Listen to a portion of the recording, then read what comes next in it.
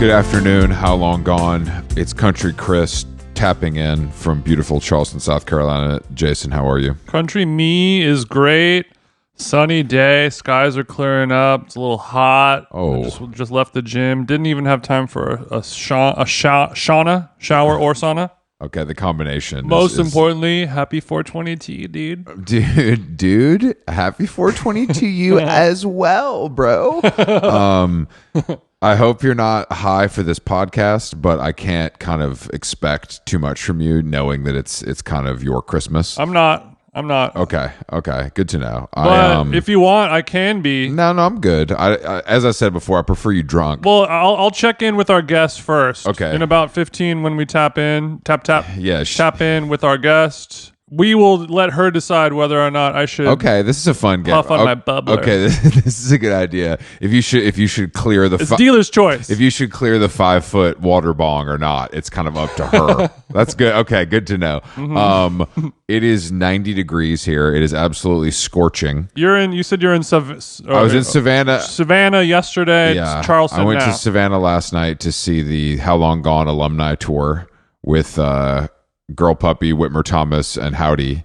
And I had a blast with those freaks. I got to tell you, I had a good time. Okay, and we good. went to a restaurant that was good too, and it had a bad name. But so I can't remember. Brochu family, some guys from Chicago. It was very good. Brochu family. Okay, hold on, I'm gonna look it up because I can't remember. No, that's fine. You know, it's like the Savannah is just kind of like the worst version of Charleston. You know, all the bad things.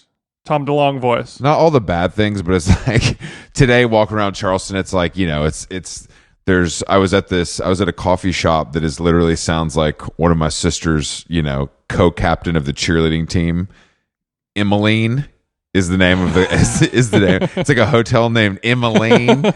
And I walk in and, you know, there's like a line of European tourists and the coffee is actually good, but I look over and there's a table of like 8 chicks, like pretty bad, but like girls that would like fit in LA, but that's like drifted here, you know, so they're all wearing some sort of like matching set athletic tennis leaning and having matchas, and they've just gotten their first lip fillers, you know, they all have a fat husband who's rich and like it's just that's what the South's built on. That is my culture. My aloe said ain't gonna pay for itself now, will it? Exactly. As I walk around, I see all these guys in polo shirts and shorts and sneakers, you know, the exact outfit I'm wearing, but just a bad version of it, in my humble opinion. So do you walk around and you're like, damn, like two clicks in the wrong direction and this could have been me, bro? 2 clicks. You ever think that, Country Chris? 2 clicks in the wrong direction, I'm fucking pulling the Yeti out the beach with 3 fucking little badass kids after like seeing my friends at Hank's social hall for a couple of beers. You know, it's just it could be Bubba Black. Pulled up a nice 20-pound Bubba Black. I mostly do catfishing. I could have been Bubba Black if I made a few mistakes. That's dead ass right. Pitmaster Bubba Black. That it's unbelievable. But yeah, I mean, I was able to walk around, check it out. I'm going to dinner tonight with Ian from Talkhouse, actually, who lives here. Okay. Which is exciting. Well, while you've been gallivanting in the sticks, Chris, your Miss Cleo style prediction has come true. Oh yeah, that's true. The unthinkable has been thunketh. You correctly called it. Blink-182 is replacing Frank Ocean at Coachella week 2. I don't want to gloat because that's not really in my nature. But which surprisingly is actually true. Yeah, I'm not. Believe it or not. Look, Frank Ocean, first of all, is lying. He's not. He doesn't have an ankle injury. His ego is hurt. Let's keep it absolutely 1K. There's no way. I know. Friend of the show, Dizza, said he was on stage and he said it looked like man had limp. I'm just saying. No, I mean, look, the guy's fine. He's embarrassed. I mean, did you see this video I sent you where these like 2 hockey bros that were hired to skate were like dishing on what happened? Disgruntled goons. So sick. Disgruntled. It was freaking BS. I had a whole routine I had to learn with triple axel. Yeah, these guys couldn't. These guys were probably more of the kind of stable low guys, and they were flipping the former Olympic ice skaters. But yeah, I mean, I didn't want to be right. Right wingers. I didn't want to be right, Jason, but I am. Hockey term. And I think Blink-182 honestly brings people more joy in a festival situation. But I also think this is the dawn and the eventual return of rock music at the festivals, dominating the festivals. I think Frank Ocean dropping out because he's a pussy is a shift. Mm-hmm. This is it. This is a shift, and music with guitars is returning, and I, for one, am for it. Bet you are. AC/DC would have never done this whole mess, right? I mean, Power Trip Festival is not on my bucket list, but I mean more of these bands like we'll be taking the place of some of these other artists, and that's what we need to see, Jason. I'm excited, and I'm sorry to hear. I actually had a discussion last night with a guy who was shooting video of Howdy, and he was touring with them, and he was a young guy, very cool, and he really loved Frank Ocean in a way that I haven't really spoken to someone like that, like a young person who's like, I fucking love Frank Ocean, and I was just going at him, and he was like, you're wrong, and I was like, you know what, I appreciate this. I'm like, I appreciate this because I'm like, Frank Ocean's fucking boring. He's like, you're out of your fucking mind, geezer. And I'm kind of like, all right, fair. This is what I want to do. This is this is what I would like. Is more of like a you're stupid, no, you're stupid kind of argument versus the kind of going back and forth on the artistic merits. It was a little more low blow than that. Okay. Okay, I like that. So just like an old fashioned kind of knockdown, drag out. No, bro, you're wrong, stupid ass. And you're like, well, I don't really know what to say to that. What am I going to say? If you have your point, if you like it that much, then God bless you. You know what I mean? And go for it, but you ain't going to see him at weekend 2. Okay, question for you, Chris. Would you rather... Yeah. So it's a classic, how long gone, would you rather scenario. Would you rather watch Frank Ocean at Coachella or be at the Fear of God fashion show at the Hollywood Bowl? Ooh, Fear of God for sure. Only because I know that I'm hearing that he spent $11 million to have Sampha play and Pusha T play, which is like... What? I mean, I love Sampha, but that's some...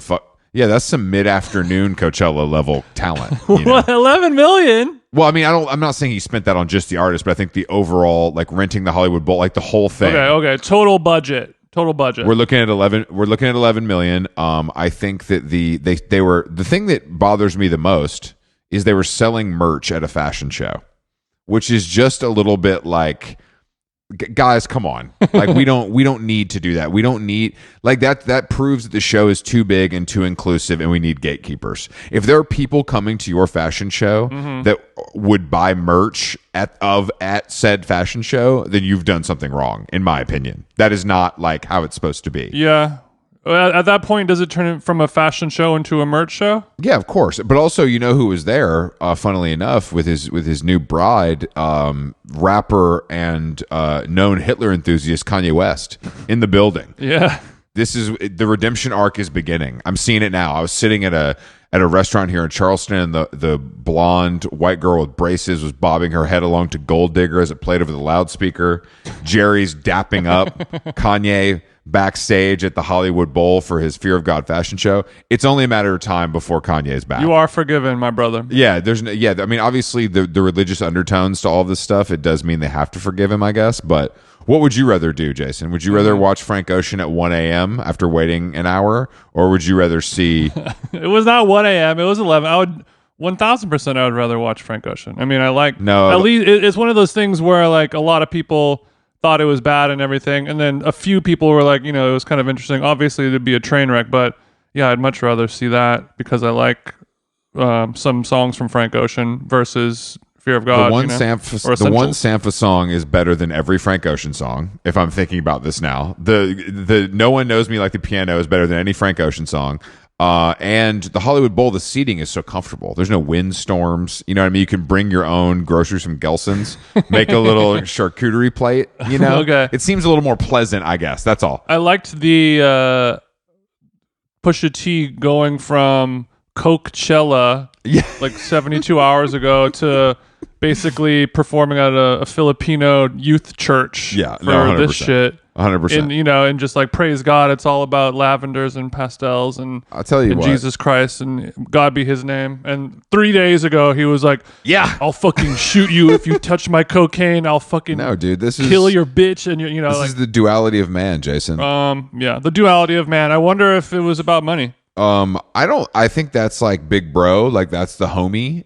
I'm sure the money is hitting, but I think that's big bro. But no, you're the real OG. Yeah, you're like bro, you're like the OG. god of all this fashion shit. I can't. No, like you're like the god of like this rap game. I can't wait till we look back, 5-10 years from now. Yeah, and be like, do you guys remember when celebrities made Christianity cool?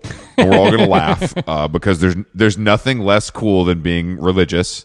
And we have turned that into a trend that is not dying quite as quickly as I was hoping it would. Mm-hmm. You know what I mean? Like I thought this would kind of, once Bieber defected a little bit, or the pastor from Hillsong kind of went away. Yeah. I thought this would kind of cool off, but it looks like Jerry has risen to kind of lead the troops to the promised land, and they're being draped in $3,000 double faced cashmere coats. And I guess there's worse ways to die. He's raped my Amex over the years, but he's probably the first Christian person of his size and stature to not rape any children. So he's the only thing that the church has left to sort of I should introduce you proselytize the good name. If your Amex is suffering from abuse, thanks to Jerry, I should introduce you to his lower price sweats line called Essentials. And it's the same stuff, but it just says Essentials on it, so it's $99 instead of $1,100. I'm familiar with Essentials. Okay. As a Glendale resident and taxpayer, it does show up in the mailbox, and it is legal by law. I have a few fix-it tickets for not wearing it on the weekend. If you go into commissary coffee without wearing Essentials, you are fined $30 for every garment on your body. Some guy in the corner goes, "All right, let's light him up." Light him up. Okay. Oh God. All right. We do have a guest today. Heidi Bivens is a well-known costume designer. She's done a lot of the classic Harmony Korine films. She put Matthew McConaughey in the Uggs, which I obviously want to talk to her about, as Jason's such a diehard.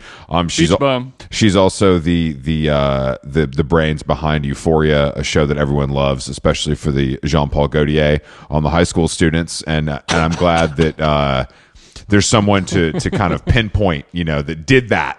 So I want to talk to Heidi. Heidi's been around for quite a long time. She's had a very cool career. And she's also from Virginia, which I'm always wondering, really? Is that the South or is it not, Jason? Yeah. Yeah. So, we these are the questions I have to ask while I'm in the South. It's really on my brain. I got blood in Virginia. I know. Jason, West Virginia. Don't talk sideways about Roanoke. You're more West Virginia, I feel like, in personality, but wrong. I could be wrong. I could be wrong. No. You're the one who likes uppers. You're fucking West Virginia. No. You've never had sex with any of your cousins that live there, so I guess you're fine. No. You're Oxy ass. That's West Virginia right there, bro. That's true. They got Roxy's in the water over there. It's free. All right. Let's give Heidi a call. I've listened to you guys, and you like to rib, so get ready. I'll rib back. Do we? This pussy ribs back. Yeah, this is different. I'm wondering if you've listened to this podcast before. Who do you like less, me or Jason? I don't have an opinion about that. I think you make a good duo. Right. You don't pick favorites. Heidi Bivens is here, our most professional podcast guest to date. First and foremost, happy 420 to you, bro. Thanks. Yeah, it's a special day. Yeah, that's a good. Okay, so right now it's 3 p.m. 3 p.m. Eastern time. Have you already puffed on a 3-footer, 4-footer, anything like that? Well, I mean, how accepted is it these days? It's pretty accepted, right? Like you don't have to have shame about that, right? No. If you're high right now, you can tell us and all of our millions of listeners across the world. If you're high as hell right now, you can. Was that an answer to the question, or were you just taking a temp check on cannabis use in general? The latter. Okay. Okay. Cool. Okay. It's yeah. So yeah, it's okay. I openly enjoy marijuana. Mm-hmm. Chris has smoked hasn't smoked in years, but he's still smoked more weed than I have. That's true. So yeah, this is a safe space for chronic lifestyles. And because you're in the business of costuming, are you wearing like a themed 420 look right now, or did you go with your regular threads today? I'm all about comfort, so I guess that falls in line. Classic stoner vibe. I'm wearing my Snuggie. Don't bring up Snuggies. Don't bring up Snuggies. Spring, it's too hot for a Snuggie now anyway, but Snuggie for spring? Wow, groundbreaking. That's a hole in the market. No, I don't actually own a Snuggie, but I do like to be cozy. Okay, so your hashtag cozy vibes. Okay, how's 420 influenced your closet today? No, I mean Sublime tea. I'm not really into themes. Pantera shirt. Okay, good. Yes, same. Same. I actually hate themes. Not even at a party? Yeah, usually I'm not the person who comes to the Halloween party and wins. No. Costumes are for children, Heidi. I stand with you. I hate costumes. I hate white parties. I hate any sort of theme. Boxing in your guests is rude before the party even starts, in my opinion. If I can't express myself through my clothing and hair and makeup, I don't want to be there. But it's a lot of pressure. As in your profession, it's probably a lot of pressure. Like, ooh, what are you going to wear? Some crazy Luke, right? Yeah, I think people expect it. Mm-hmm. And you never deliver. My friends know. I would rather help someone else with their costume. That would be much more fun. Yeah, that makes sense. Have you? Okay, so we know where to go next year when Jason finally gets invited to the Maroon 5 Halloween party. Is that still happening? I've been invited many a time, and I don't choose to go. You're gonna put him in Heidi. You're gonna put him in the other Heidi mode. Heidi Klum, known Halloween winner. True. I think there's still probably a couple bottle rats that show up every year scratching at the door, but the light ain't on. Does that party still even happen anymore? That's a thing? I don't think so. Yeah, definitely. Oh, definitely. Yeah, Does it? that's one of LA's that's one of I'm sure it still happens. The Jared Leto one. Oh, I've never been to any Also sort of celebrity Halloween parties, but that's also because I refuse to dress up. And I feel like those are kind of like if you don't dress up, you're not allowed entry. Is what the vibe, unless you're hot. But you could be lazy. He's just lazy, man. Yeah, the only theme, my favorite party theme is Molly. That's true. I think a crazy outfit takes away from the party. Personally, I don't need a crazy outfit to have a good time. You know what I mean, Heidi? Yes, I do. Wait, did you just say Molly? Yeah. I just wanted to make sure I heard you correctly. Okay. Because my brain went somewhere else. So I don't know. I was like not expecting that. But yeah. Well, as a listener of How Long Gone, you should expect the unexpected to happen. Okay. Okay, great. It's anything but normal. Well, I was flattered that you asked me to come on because I really love so many of your guests you've had on. And thank you. Like, have we talked to some of your friends, and did you listen to some of those? I think. Well, I saw you just talk to Jason Macedo. Love Jason. I didn't listen to that one yet. That was just like 2 days ago or something. It was very recent. I'll give you a pass on that. Yeah, that's no problem. He's an iconic photographer. He's just iconic. Period. Literally. You don't seem like a podcast chick though. Is this something that's new? What is a podcast chick? I want to know. I just mean someone you seem cooler, that you seem like you're cooler than listening to podcasts, or am I wrong? No, I mean our podcasts, I think you're being self-effacing here because podcasts are like the new, that's it, right? It's like TikTok and podcasts. That's it. It kind of sounds like Chris was fishing for a compliment there, doesn't it? No, I was not fishing for a compliment. Podcasting. I think Heidi and I agree on that. Heidi, podcasting is popular as a medium, but it's kind of known that the people making the podcasts are a little bit uncool. Is kind of the understood.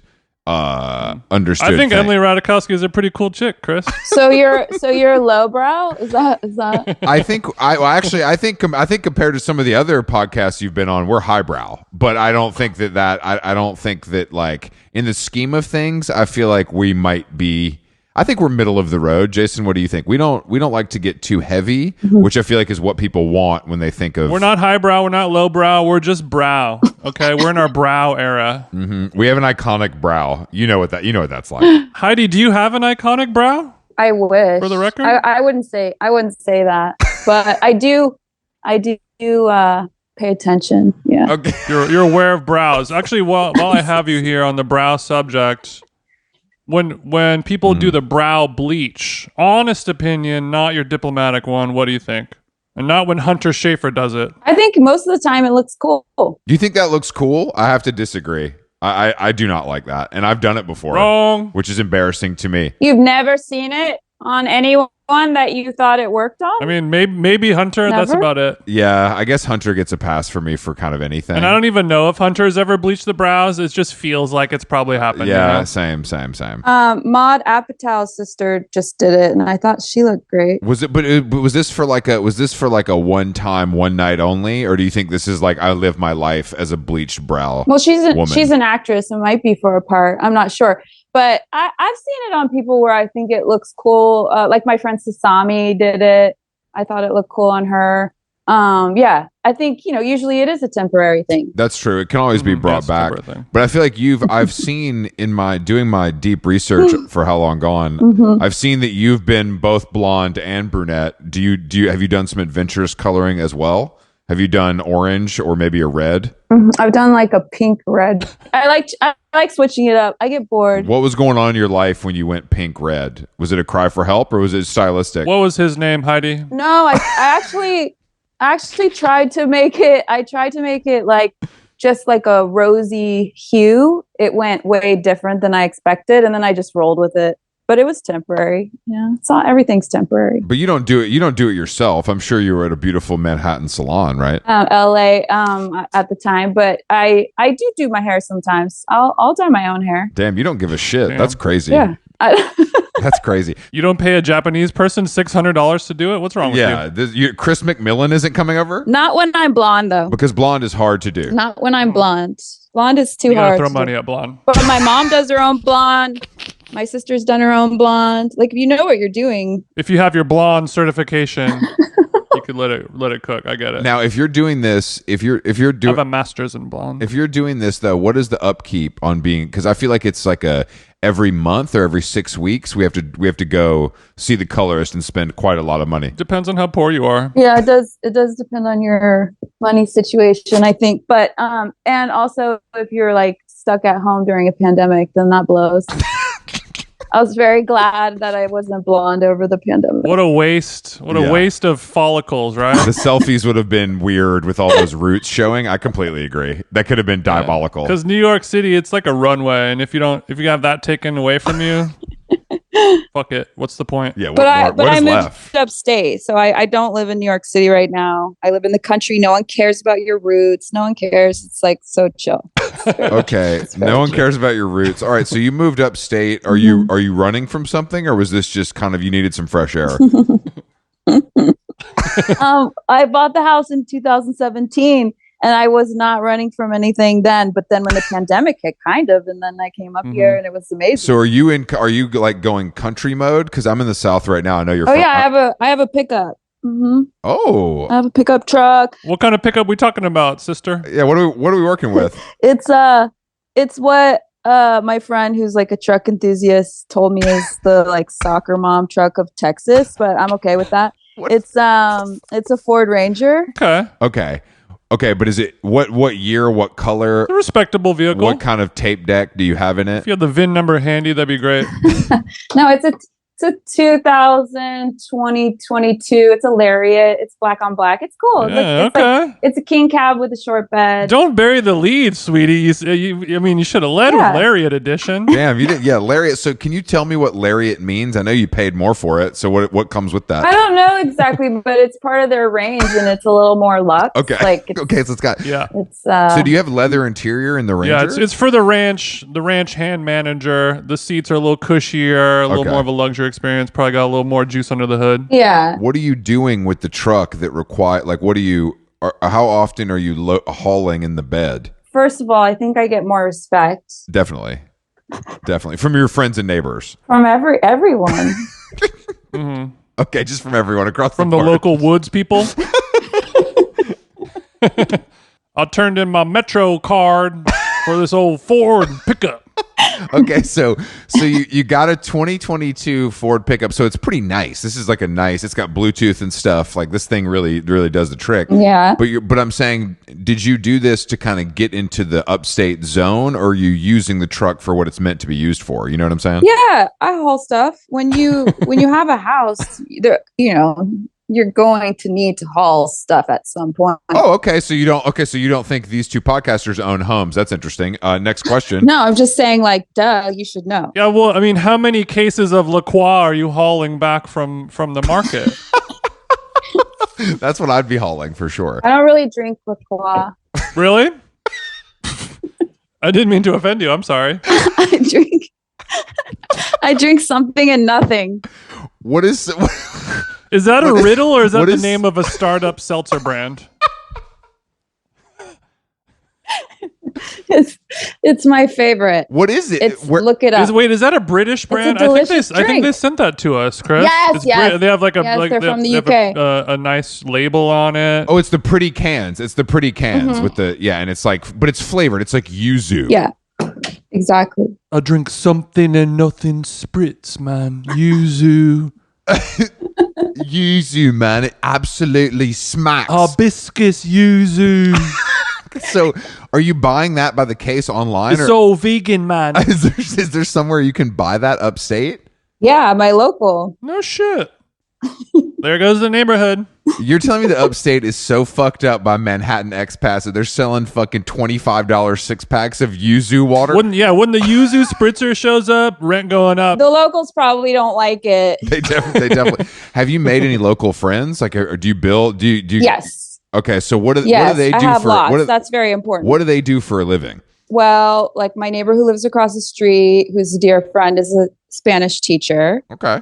She's like homesteading over there. She has chickens and ducks, and she's great. So, but she used to live in the city and like dated Ben Stiller and worked at Pravda. Like she's metropolitan. Senor Ben Stiller? Yeah. So that's like, she's like lived the life, and then she moved up here, and now she's just homesteading. And then I have I have friends who live on my block who I know from the city. Okay. So I have a huge community here. It's great. So you have some chicas who you can have open up a little Pinot Grigio as the sun's going down, talk about the day, stuff like that. Yeah, look at waterfalls. And yeah, it's beautiful. Good waterfalls. Damn, this sounds great. Okay, so because I don't understand upstate because I find it all very boring.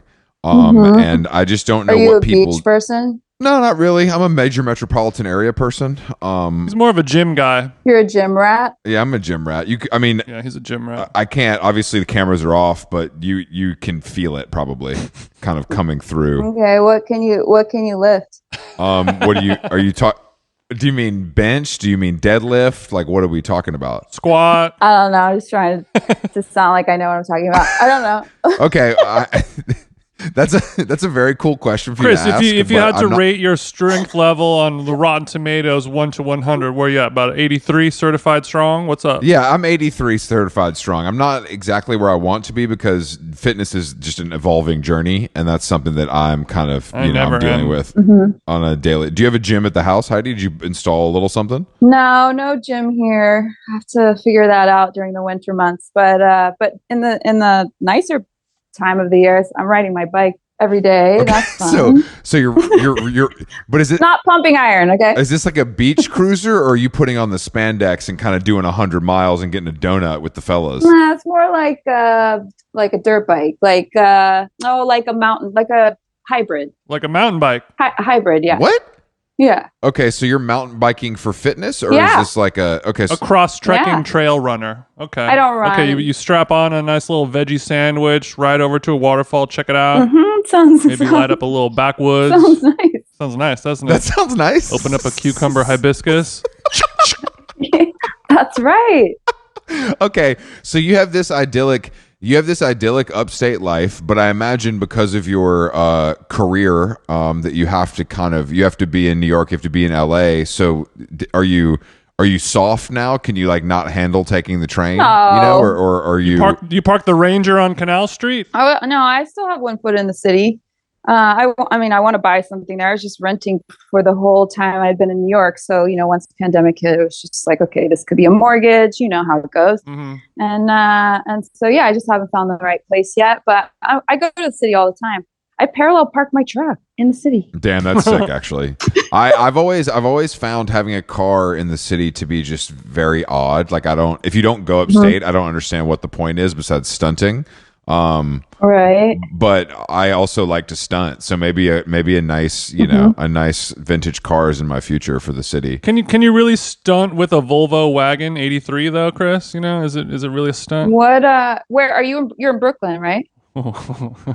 Fuck you, Heidi. That was the best question anyone's ever asked Chris on this show before. I hate Brooklyn. I'm in Soho where it all happens, and by all happens I mean Sweet Green. Oh, damn. Where did you live before you exited upstate? I was in Dumbo. That's an interesting choice for you. What did you like about Dumbo? There was before it really started becoming what it is now and like overbuilt, and it wasn't hip yet. It was a different Dumbo. Yeah. I kind of like Dumbo, honestly. I wouldn't live there, but I do like it. It's got charm. Yeah, I really like it. It's like if Restoration Hardware was a borough. Exactly. Yeah, it's definitely gotten weird though. But where my place was closer to Vinegar Hill, so it was like a little bit up. Yeah, I mean Vinegar Hill literally feels. Out of the fray. That whole zone feels like a movie set, kind of, in a way that's like a little off-putting to me. I like it, like visually. Could you guys explain why it's called Vinegar Hill for our listeners who don't know? Oh, I don't know. Feels racist, I will say. I don't know. I don't know. How do you live there? Answer. Vinegar drinkers over there. I have no idea. I'd have to get on my computer right now and look it up. Don't do that. Don't do that. Don't go that far, please. It's for Irish people, just to let you know. Sorry. Go ahead, guys. Okay, thank you. So do you like LA, or are you like, I hate it here, this place sucks? No, I love LA. I have so many good friends there, and I've been going forever, and so it's like my home away from home. But I'm really my heart's here on the East Coast. Okay. Well, I mean, I understand that, but I think that, there's something. I recently was on a TV set, and I fell in love with Hollywood. I fell in love with the process. I saw my future in front of the camera, and the thing that happens when people are shooting a TV or a movie is it feels like a summer camp, and like that's kind of why everybody has sex and stuff. Set crush. Okay, yeah, set crush. So is this something that like do you start to go insane? Because it seems to me like seeing the same people every day for 3 months would make me a little bit crazy. No, it depends on the movie. It depends on the project, right? Like if you're hanging out, if you're making stuff with people you like, then it's fun. You get paid to have fun at work. Okay, Heidi. But if it's a nightmare project, then for sure. But yeah, I mean that is like a classic thing. If you're single, when you show up to a project, everyone asks each other like, "Who's your set crush?" Okay, so set crush is that like when people with like desk jobs say like my work wife? It's that version. It's like a fuck, marry, kill situation. Okay, so it's okay. So I think it's more of just a fuck situation. Like, oh, you're single here? Who from the cast and crew are you going to be fucking for the next 3 months? Just plain and simple. Come to my trailer in between takes and let's get this thing over with.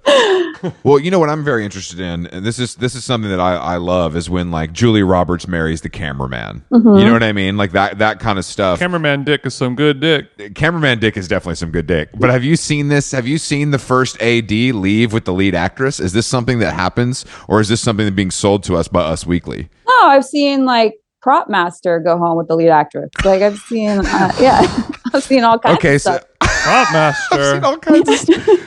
Damn, the Prop Master getting it in like not that. on my bingo card. But can I ask, is this more just about looks? Because it's just like, look, the cameraman's the hottest guy here, the prop master's the hottest guy here. No. I'm fucking, I'm the lead actress. No, not necessarily. I mean, it's charisma and swag. To each his own. Yeah, vibe has a lot to do with it. Charisma and swag is how Jason's ever had sex in his entire life, so he's very happy to hear this. No, some people find me attractive, Chris, believe it or not.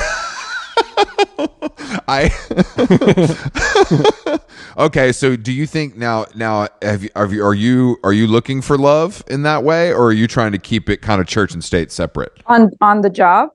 Yeah. I mean, you can find love anywhere. Okay, so you're open to opportunities, and whether it's so you're saying you're single currently? Currently, yeah.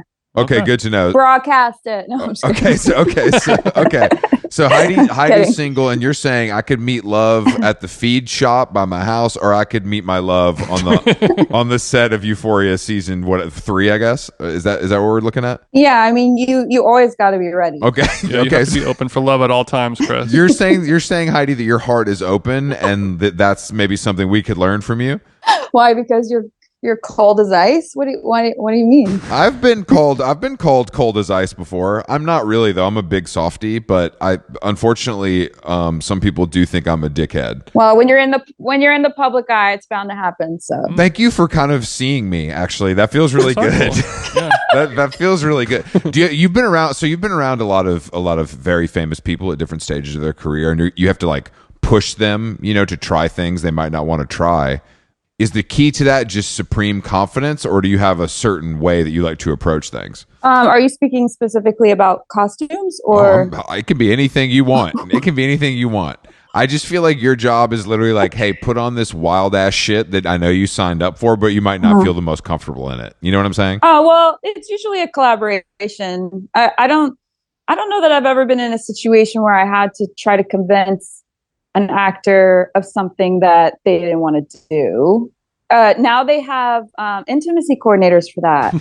I don't have to do that anymore. You're saying so the intimacy you have to call over the intimacy coordinator. Can you hire the intimacy coordinator for some ugly pants? I thought it was for something different. Yeah. I'm confused. Well, I'm confused by the intimacy that's coordinator. Why when I said, are you speaking specifically about costumes? It's like, in my experience, you can't really make an actor wear something they don't want to wear unless they're a child. And even then, But there are laws against that.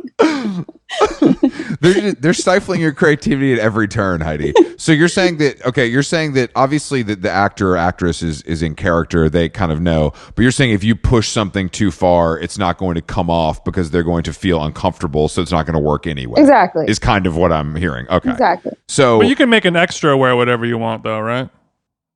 They're just happy to be there. Yeah, for losers. Sure. Yeah. You try. $100 a day, yeah, fuck them. I put them in whatever we got laying around. Because I know that you're famously credited with getting McConaughey to wear the Uggs. Yeah, but that was scripted. Harmony writes a lot of wardrobe cues into the scripts. Is that common? I didn't know that was a thing. Is that common, or is that a Harmony thing? Well, he's such a singular director, right? So it's like all in his head. So a lot of times he will, like on Spring Breakers, he wrote in the balaclava with the unicorn horn patch. Like that was him, So then I'm executing. Okay. And then he just makes me look good. Sure. Yeah. Well, I was gonna ask because Jason has recently embraced Uggs, and he wears a size 17, which is challenging. 17? Yeah. Do you have any tips? Is there any brands or anything we should be looking out for, kind of to get him dressed a little better? Oh, wow. This is such a loaded question. Fear of God. People pay me for that. So. Okay. Okay. All right. That's fair. I understand that. I get paid for stuff too. But I didn't know if I thought maybe because, we were just chatting as friends, it would kind of be a pro bono. A gratis. Yeah, I thought we were past that, Heidi. But actually, if you want, if you ever have to work with tall talent and you are having a hard time finding some long clothing, feel free to send me a DM whenever. I have a lot of resources out there. I'm happy to help and share. Jacob Elordi, are you as tall as Jacob? No, I said tall people. Jacob Elordi ain't that tall. Also, all people do is put a purse on his ass. They don't even notice the clothes. Wait, how tall are you? Jacob Elordi wears like a size 2. He's like a youth medium. Jason's bless his heart. Jason's no, I'm 6'9". Oh, okay. How tall is Elordi? 6'2", 6'2", maybe. Something like that. Yeah, Elordi's regular hot guy height. He's not even like. He's not even. What do you think about all these fellas wearing the purses and how it's just people are just losing their fucking minds about it? Because I do find it to be very practical, but I'm not sure I could pull off the new Bottega when I'm getting a matcha with Bay. Well, you probably could. Thank you.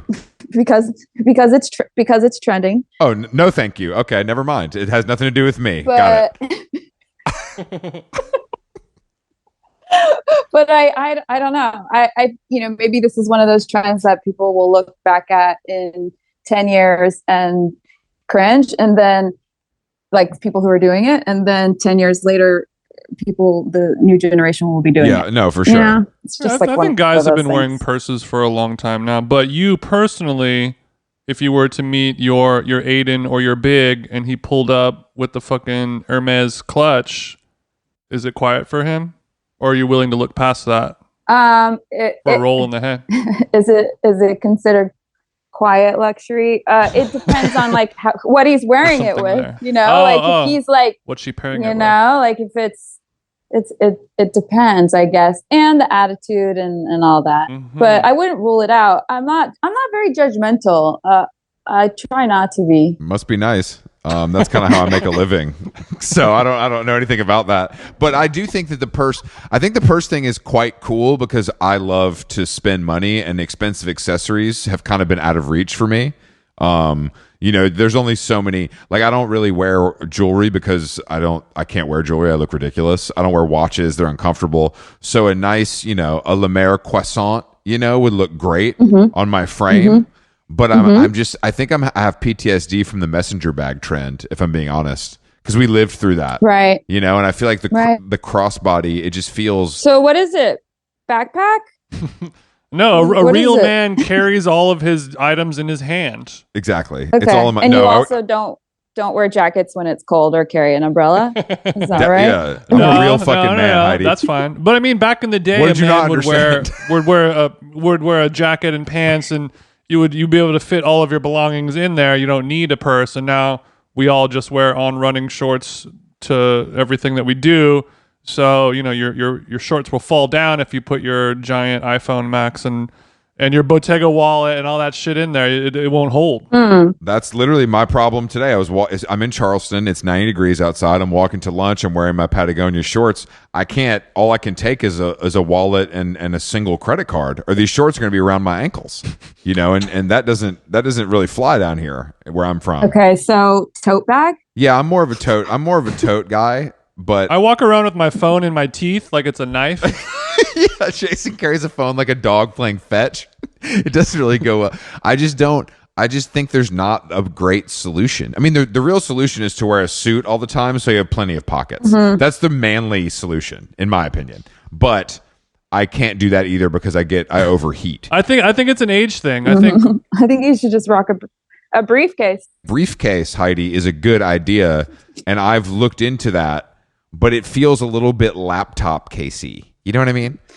But if you just like really went for it and you had like nice leather, cognac leather, you know, maybe embossed, Dunhill, like nice embossed with your monogram, like that could be. Now I love monogram. Now you're kind of you've picked up on what I'm putting down. I love a monogram. Yeah, but Chris's briefcase is just going to be full of Go Macro bars. There's not going to be any reason for him to have a briefcase. That's not true. I could fit my important papers in there, my wallet, a nice sum of cash, my laptop. It's so thin, it's like paper. Yeah. I do think that the briefcase could make a comeback. But I think all these lazy men would put a strap on it and just re-engineer the messenger bag. You're probably right. But maybe that's next. So you're saying briefcase. Okay, briefcase with a strap so it fits like a messenger bag is next. That's on deck. Next up. You listening, Emily Bodie? See what happens. Yeah, I mean, I guess anything could happen. I mean, that's true. But I guess that it is because of our pants falling down. That's our fucking problem. And if I wore pants with a belt, this wouldn't be an issue. But because of my love for shorts, I have to think about this stuff. And you never did like pants half down your butt look? That was never a thing for you? No, I wasn't a big sagger. And I mean, I'm sure I was. If you ask my mom, she would say that I did. But if you look back at the history of sagging, I wasn't really killing it like that. He's not on Mount Sagmore, we'll say that. Whereas in middle school, I was sagging AF. It was the look. You were a loser if you didn't sag. Was that partly because you had to get the pants to touch your shoes? Actually, no. This was when I was still able to find clothing with my correct inseam. This was just. If you were a narc if you wore your pants at the correct That's height. true. There was a time where wearing the pants. You were not to be trusted. Not to be trusted. I do want to know where you shop. That actually would be helpful to know. Well, I get paid money for that, sweetheart. Yeah, I was about to say, Heidi, do you understand the hypocrisy? Touche. Do you understand the hypocrisy? At least you gave us some truck porn. Oh yeah, I'll share some of my Casual Mail XL links with you. I have some saved real searches that'll blow your fucking mind. Jason basically just got really good at the real, and he's able to buy like Gucci jeans that Kevin Durant can't wear anymore. And he's in business now. It's a whole. I just got another pair of row trousers yesterday. Suck my dick, Chris. Well, is it now when you're looking for the row? Is it unhemmed, or do they just happen to make pants that are long enough? Both actually.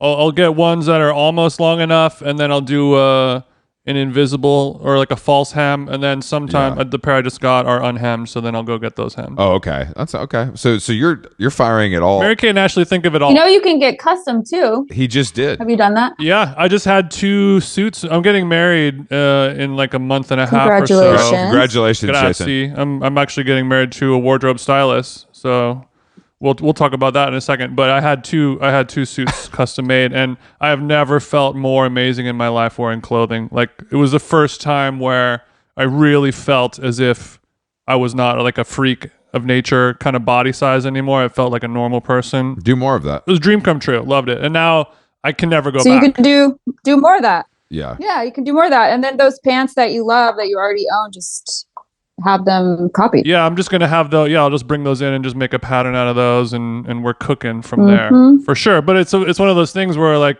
you know, having all of your clothing custom made was not necessarily within my financial grasp. You know, it costs a lot of fucking money to have that shit made. Yeah, I think it can. You can find your people too. I mean, you don't have a lot of bills, you know, so let's just. I think that your image is important to me and my bottom line, so I'm kind of for you spending a little more of your coin on some custom. You feel okay with throwing a little money at the problem, and that problem being me as a person. I love throwing money at the problem. Yeah. So does my wardrobe stylist life partner. I was going to ask you, what is the hardest part about dating a costume designer, wardrobe stylist, that type of person? Oh, well, I haven't dated one, so. Well, you are one, so I'm asking you to You are reveal, one. As a wardrobe stylist or costume designer, what makes it hard for somebody to date you? I would think it would make it easier. Because you'd be giving them clothes? Yeah, because like friends come over to my house and I just like have like random clothes in my basement. My friend just came over. She was like, "Oh, didn't have shoes to wear to a meeting," and I was like, "What size are you?" And like, I just happened to have 2 pairs of shoes, and I gave her some shoes. Damn. So I think it's like a good thing. So yeah, I mean, your girlfriends love it, of course. Yeah, like I have guys' clothes too. Any synchronicities, personality traits, things like that you come with as somebody who does your line of work, perhaps? Well, if she travels, then might not, be together. Heidi, I'm not trying to scratch the surface here. Yeah, that's a positive. We're talking about your little freak tendencies. I want you to look deep inside, Heidi. I don't think I'm your typical, so it's hard for me to. Oh, so you think you're different? Okay. No. Okay. we'll be the judge of that. So it's safe to say you're not like the other stylists. Yeah, I'm not comparing. I'm just saying. I think that because I do movies, I do costumes, I do styling. Now I'm producing. I'm also directing. Like I don't know that. I don't know that I could answer that question in 2023 with this oversaturated stylist market. I don't know. Oh, damn. Okay, so you're saying there's too many people I'm not saying there's too many people. I think that stylists can be kind of like that. When everyone started saying they were a creative director. That's right. It's kind of like that idea, which is great. Everyone should make their way, and do their thing. But I just think I came up, not to date myself, but I came up in a different time. Yeah, of course. In my head, I'm comparing the early days of my career and how many people were stylists then, and then how many people are now. That's so. I guess it's not fair to say oversaturated, but there, I'm also kind of making a joke, but maybe it didn't land. No, yeah, I know, of course. I mean, that's the way it is for any art form or vocation or trade that you are in or that we're in. It's just like, I'm sure the people that came before you were looking at what you did and we're like, this fucking bitch, she just gets to show up, doesn't even assist for 45 years, and she's suddenly a star. Like it's always going to be that way and cyclical like that. But you still have to make a little joke, otherwise, you're lying to yourself that it's not affecting you. I mean, I think that we're all of the right age where we hate young people, so it's totally fine. It's not. I mean, I don't whether they're coming for my crown or not. These lazy sacks of shit need to get in line. I completely agree. Well, I think it's also important to talk about that because for every young person who calls themselves a stylist in their Instagram or TikTok bio, even though they haven't done jack shit, there's a young person out there who respects the craft and the art, and they're pushing and carrying the torch and doing it the right way. And it's important to make sure that we're making fun of the bad people to make the good people shine even brighter, That's okay. Right. That's a good point. Bravo. Thank you. But I'll backtrack and say that I think it's great that Instagram, social media, TikTok offers like this space where people can show their work and like a portfolio. They don't have to like walk around with a hard case book anymore and like knock on doors and be like, here's my portfolio. Like, it's just, you just put it out there. We've gone paperless, and that's a good thing. Yeah. Oh, yeah. That part is great. I do agree. And speaking of fashion in general as being an art form that not only you enjoy very much, but Chris is, he really thinks that fashion is one of the greatest art forms of all time. But do I? I didn't know that. Okay, go ahead. Please. No, I mean Chris loves art of all kinds, photography and fine art and painting and architecture and interior design, but fashion is definitely high up on that list. But he doesn't even consider film and television to be an art form, let alone something good or bad. What are your thoughts on that? If you were to try to convince him otherwise, please go for it. Well, I am pretty gullible, so I don't know for sure if you're joking or not. No, this is 100% honest. 1,000. Chris talks all the time about how he doesn't like film and TV and doesn't consider it to be an art form. But if you're not a movie guy, if you're not a TV guy, you're not a movie guy, then I don't know. Maybe there's nothing that you could be convinced of. Well, I think that everything is too long and it's turning people off. I think everything is too long. Oh, I love Beau is Afraid. It's 3 hours. It's like one of the best movies I've seen in a really long time. I'm dying to see it. I am not dying to see it, but congratulations. I'm just coming from different headspace, for sure. So I don't. Heidi, how from one stoner to another? What's the dosage before I see that movie? I think you should see it sober. What the fuck? Because there's so much going on in that movie that unless you want to watch it twice. Right. Okay. Okay, because you might miss something and then you have to. Okay, I understand. That's a fun. I just don't think that I can't remember the last time something was worth it. As far as the time commitment goes, I can't think of the last time a film or television show was like, damn, that was worth it. Steel Cold Heart. Your steel. No, I'm just saying. I'm just like, when is it worth it? Whereas a book, ice cold.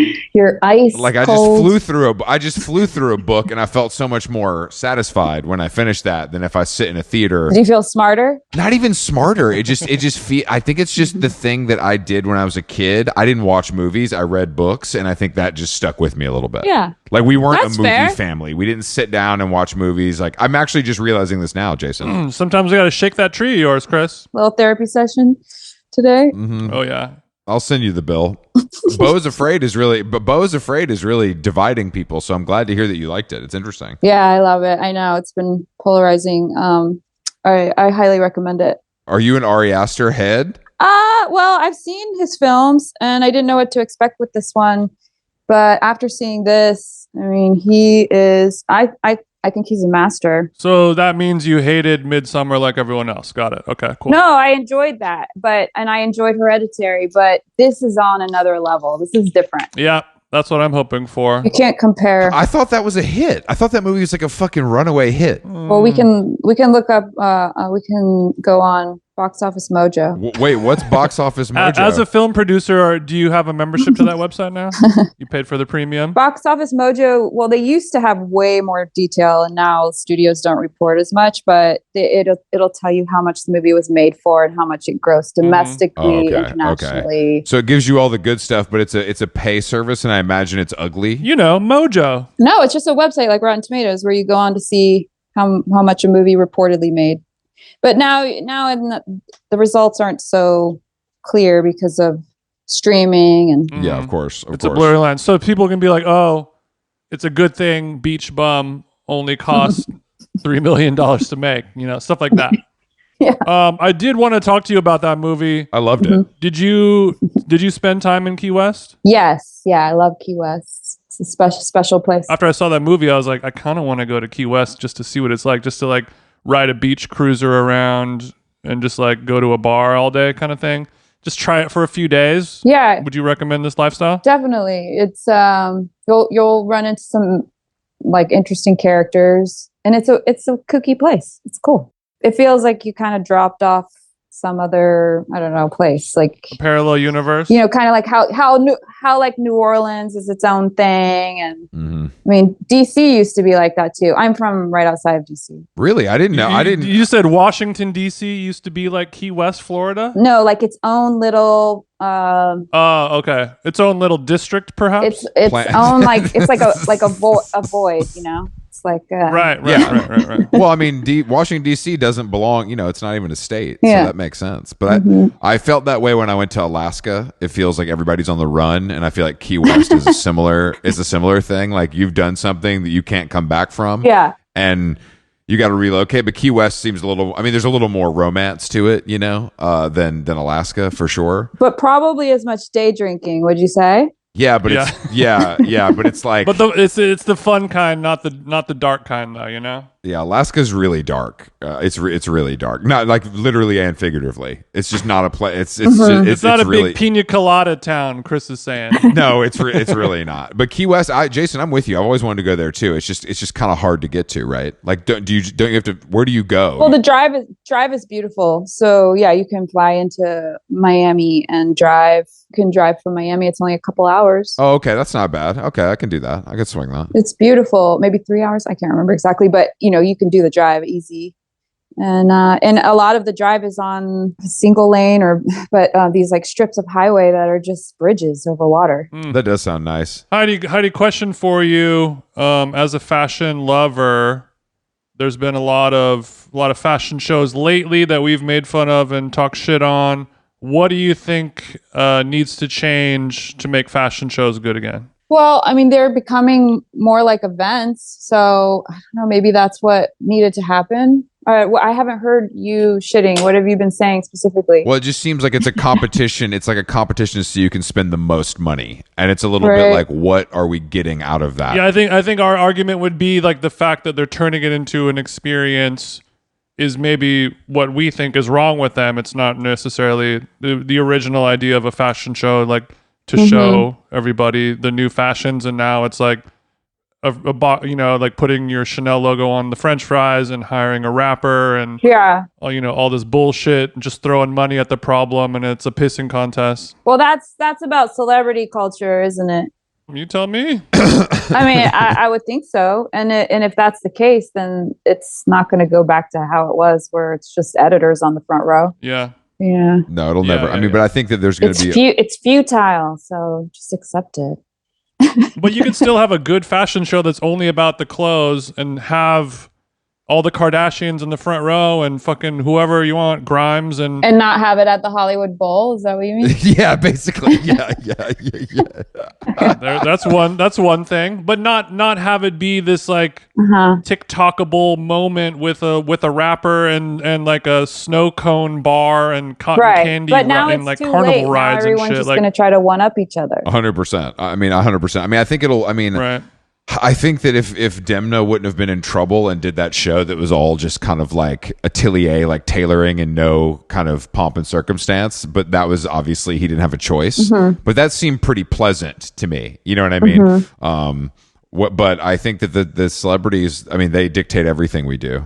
culturally. So it's tough. Well, there's more money and there's more people spending money. And I think that, the clientele beyond just the celebrity stuff, the clientele of these big fashion houses, it's an opportunity for them to get to participate. And because it's like the bigger the show is, the more of a like extravagance, then all these people from all over the world who are their clients who actually buy the clothes, they get to they get flown in. They get flown in. Yeah, but I've seen the clientele of these brands, and I don't want those motherfuckers to even be in the room, let alone front row. Like the type of people who are buying Christian Dior sneakers. It's not what you really. I would assume you would want to hide that from. Well, but I guarantee you, people are spending money. They're getting like if you're like the top tier clients, you're getting invited to the shows. Doesn't matter if you're famous or not. I know that does happen. We see it all the time, and I'm saying that's a bad thing. Yeah, but that's the only people that actually matter. Like that's actually, and the thing is, if you don't seat, so the dorks have won. Well, somebody's mom from Orange County that's a multimillionaire that spends X amount of money at Dior every year. If for her to go to the show, fine. I'm talking about the guy who's like, I'm like a FaZe Clan like gamer, and I'm being invited, or like I'm a professional poker player in Vegas. So they're like, sure. All these just like the worst people in the world who happen to be rich. Well, okay. So just so I'm clear, Balenciaga shoes. Who do you think should be there? Great question. Cool, interesting, artistic people that are the vision of what the brand thinks the ideal client should be, whether or not that's who is actually going to do it. Okay. The way it used to be. Like you would go to a Gucci show and it's just people who Gucci would love to be wearing the clothes. We all know the only people buying this shit like work at CAA, I mean, I think it's like I don't think, but I think that the thing is when you invite the VIC, the very important customers, they have to see celebrities or it's not exciting for them. But what Jason is pointing out is there's now this kind of like middle ground of like influencers and TikTokers and kind of just like people that have filled those seats where it's like, yeah, it makes sense to have like actresses and actors in the front row because but that's been happening for a long time. That's been happening since blogging became a thing. Sure, but even those people, at least they're there because they like it and they're talking about it, and then they respect the form and they understand the assignment. Right. They're not just trying to post selfies. Yeah, exactly. Yeah,